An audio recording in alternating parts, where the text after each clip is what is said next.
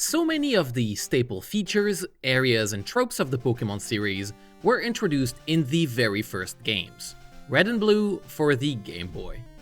Over the years, some were kept as is, most were improved, and a few were toyed with until being eventually dropped for good. This is the case for the Safari Zone, which appeared in some form in almost every core game until its eventual removal in Pokémon Black and White. The concept of this unique area is simple.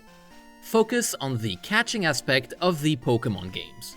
No combat, no trainers, no questioning which ball fits the situation best, just random encounters and Pokémon capture.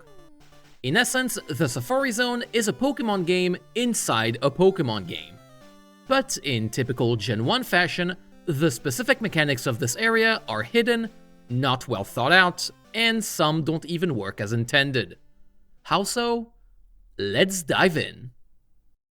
Halfway through the Red and Blue story, we get to Fuchsia City. Most of the town consists of zoo-like enclosures for safari Pokémon, such as Chansey, Kangaskhan, Kabuto. It's a fossil Pokémon, not a safari Pokémon. Voltorb. Most of the town consists of zoo-like enclosures for the most random Pokémon, all surrounding the entrance to the Safari Zone. Upon paying the entry fee of 500 Pokédollars, we are given 30 Safari Balls to try and catch the plethora of Pokémon present.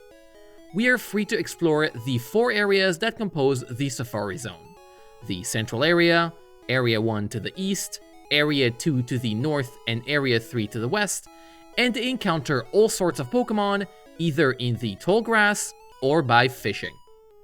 Our time is not unlimited though. As soon as we run out of Safari Balls, or after 500 steps, whichever comes first, we are called back to the entrance and the Safari run ends. So far, this sounds like the standard Pokémon fare. Explore areas, find Pokémon, catch them. But once we get to the specifics, things become a lot more complicated. Upon encountering a Pokémon we cannot fight, we are given 3 options instead: throw a Safari Ball, some bait, or a rock. Which is surprisingly mean.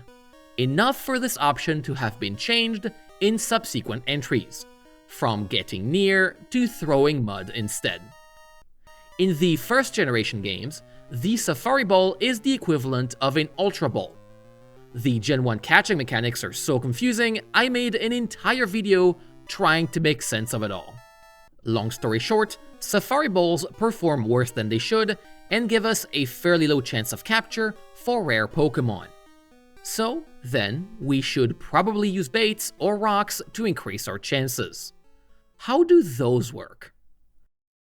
Throwing bait halves the current Pokémon's catch rate, while throwing a rock doubles it, up to a theoretical maximum of 255.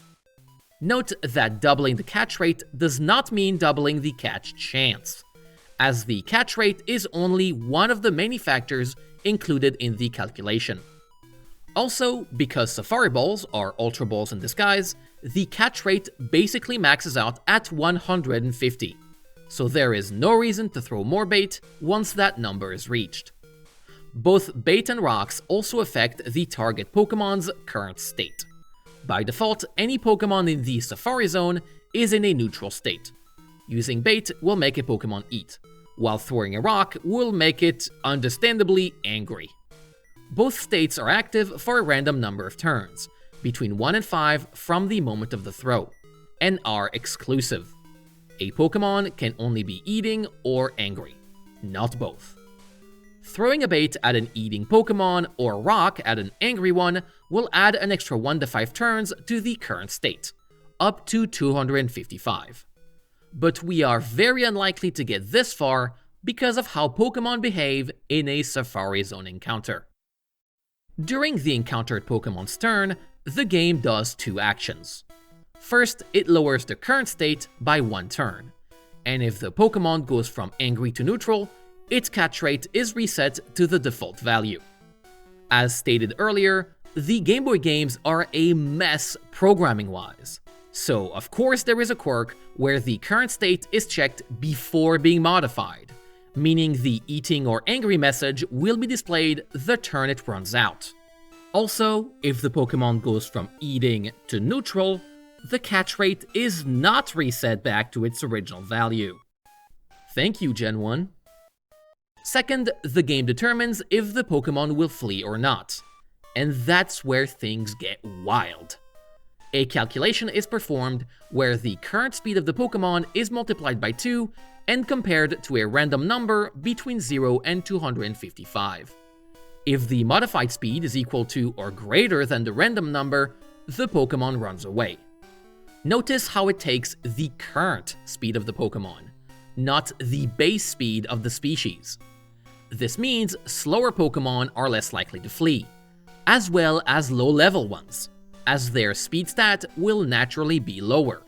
For instance, a Pokémon like the slow-level 22 Paras we can encounter in Area 1 has a 14.84 chance to flee, while the fast-level 23 Scyther, found in the central area, has a 43.75% chance to flee, increased to 53.13 at level 28. We are only talking about the neutral state though. Going back to our calculation, an extra step is added where our modified speed is either divided by 4 if the Pokémon is eating, or multiplied by 2 again if it is angry, which means a multiplication by 4 before being compared to the random number. How likely a speed multiplied by 4 is to be lower than a random number between 0 and 255? Well, looking at the chances to flee of angry Pokémon, not very. And that's where we can see the huge problem with rocks. The way the calculation works, for most Pokémon, throwing a rock pretty much assures it will immediately flee. Sure, it may help for a handful of common Pokémon, but those are already easy to get and can be caught outside the Safari Zone anyway. With the rare Pokémon we would want to capture in the area, pretty much impossible to catch if we throw a single rock. Even if the Pokémon does not instantly escape, our chances of a successful capture remain relatively low. The bait does not fare much better either. While an eating Pokémon gives us more opportunities to throw Safari Balls, it still has a non-negligible chance to flee, while having a ridiculously low catch chance. And remember, we don't know when the current state will end because of the message glitch, forcing us to use extra bait just to be safe. So, what is the best strategy to catching Pokémon in the Safari Zone? Simple, just throw balls. At the end of the day, trying to get the best capture chance is missing the forest for the trees. Every turn we use a bait or a rock is a turn we are not spending getting a chance to catch the Pokémon we want.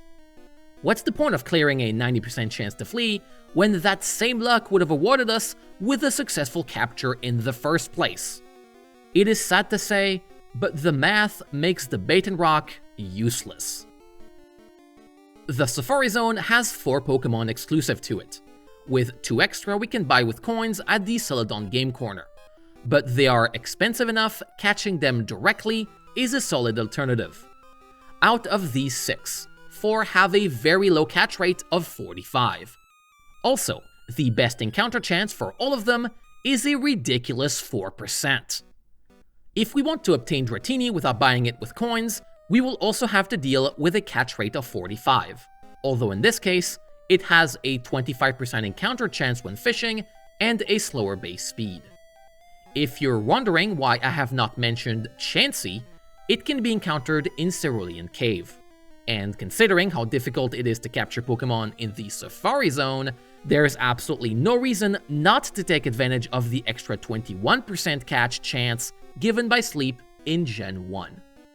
All these factors make the Red and Blue Safari Zone not very compelling. And that's speaking from experience. I spent an entire evening trying to obtain Tauros and Kangaskhan. 4 hours to no avail. Pokemon Yellow changed the Safari Zone into something slightly more bearable. The overall level of Pokemon, including the rare, difficult-to-catch ones, was lowered, sometimes dramatically. Instead of a level 26 Tauros, we get a level 21 Tauros. Instead of a level 23 Scyther or Pinsir, we get level 15 ones. And instead of a level 23 Chansey, we get a level 7 Chansey. By the time Yellow was in production, the developers were clearly aware of the fact weaker Pokemon are easier to catch, and lowering levels across the board was a good way to fix the issue without overhauling the entire system. Yellow also added a 10% chance to encounter a level 15 Dragonair when fishing in the central area. So, the Special Pikachu Edition made everything much smoother and easier. Right? Not really, as we still have to encounter Pokemon going from 4% to 1%, which are now at a lower level, meaning we have to spend more time training them, and for the case of Dragonair, its catch rate was lowered from 45 to 27, making it the hardest Pokemon to obtain in the Kanto Safari Zone. And that's a Yellow exclusive change. Every other game after that reverted to a catch rate of 45. Because that would clearly make the game too easy. We don't want that just yet. This is only Gen 1. The Kanto Safari Zone was overhauled in the Gen 3 remakes, following the catching mechanics changes, and to be more in line with the Hoenn Safari Zone. But Game Freak seems to have never found a way to present the Safari Zone concept that was different enough from the normal gameplay while still being compelling, and they eventually stopped trying in Gen 5. That's understandable. After all, while the Safari Zone distills the concept of Pokemon to its core mechanics, it does so while removing any kind of depth. Not being able to fight with our own Pokemon removes the fun of coming up with a team dedicated to wild encounters. Only allowing Safari Balls removes player choice and different capture strategies, especially considering the numerous balls added over the years, each with its own unique quirk.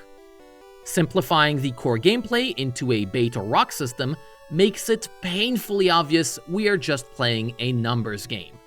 Of course, most of Pokemon is a numbers game, but there is value in having just enough input from the player to pretend it's not. And yet, I have a fondness for the Safari Zone. The execution may be lacking, but the idea is fantastic. Being a lone adventurer in a giant open world with only Pokeballs and our wits gets my imagination going wild. It is a concept that begs to be made better, to be improved upon. In essence, that's what Pokemon Legends Arceus is. A game focused on exploration and capture, allowing the player to go through forest, mountains, and seas unhindered in search of the one Pokemon they need. While Gen 1 may not have aged well for some, the numerous ideas on display are clearly timeless. Now, if you'll excuse me, I still need to obtain Tauros and Kangaskhan. Nope. Nope. Nope. Not this one. Nope. Huge thanks to every single patron who makes this content possible with their support, like Lucas Maximilian Lur, Arcat Store, The Only Venom, Chris Lunders, Jonas C, and Kel Zini. Thank you for your time, I wish you a wonderful day, and may your Safari Zone runs be fruitful.